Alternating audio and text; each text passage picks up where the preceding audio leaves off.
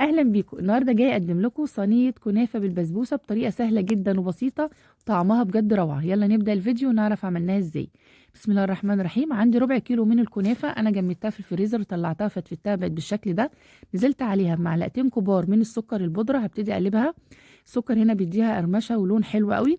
محضره عندي نص كوبايه من السمنه السايحه، هبتدي اقلبها مع الكنافه لحد ما الكنافه تتغلف بالسمنه بالشكل ده. هجيب بقى عندي صينية هكون دهناها بالسمنة. هبتدي افرد الكنافة فيها لحد ما تتسكن كويس جدا. هتفرديها بايدك وتضغطي عليها كويس، او تجيبي صينية او حاجة مدورة وتضغطي عليها لحد ما الكنافة تكون في سوى الصينية بالشكل ده.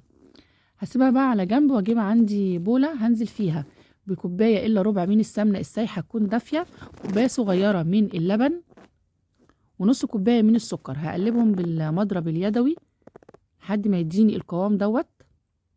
بعد كده هجيب عندي كوبايتين كبار من دقيق السميد، دقيق البسبوسة، مع نص كوباية من جوز الهند الناعمة، وربع معلقة من البيكنج باودر. هبتدي اقلبهم زي ما انت شايفة بالشكل ده، وكده يبقى خليط البسبوسة بقى جاهز عندي. تمام. هجيب بقى عندي صينية الكنافة، وهبتدي انزل عليها بخليط البسبوسة. هفرده كويس جدا زي ما انت شايفة بالشكل ده. طريقتها سهلة خالص. هدخلها الفرن على درجة حرارة 180 درجة. أول ما تاخد لون ذهبي من الحروف، هتولعي الشواية وتاخد اللون الذهبي. هاجي بعد كده أحضر الشربات لازم يكون سخن أثناء خروج البسبوسة بالكنافة من الفرن. كوبايتين من السكر مع كوبايتين من المية، وربع معلقة عصير ليمون، عصرة ليمون. هقلبه قبل ما ارفعه على النار. بعد ما البسبوسه طلعت معايا بالشكل ده واخده اللون الذهبي الحلو، هبتدي اسقيها بقى بالشربات.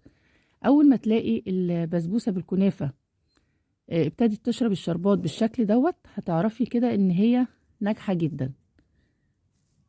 هسيبها بقى لحد ما تبرد خالص، وبعد كده هبتدي اقطع منها. طبعا معاكي قناه مطبخ فوفا، لو اول مره تشوفيني يلا اشتركي عندي وفعلي الجرس علشان كل جديد يوصلك باذن الله من وصفاتي.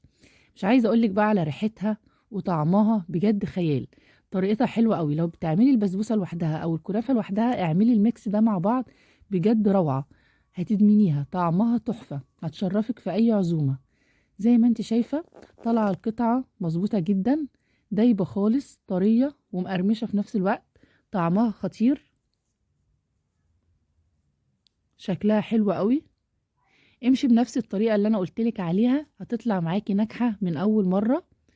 لو عجبتك اكتبيلي في الكومنتات، واستنيني في وصفات تانية كتير من منوعات مطبخ فوفا. وألف هنا وشفا. سلام عليكم.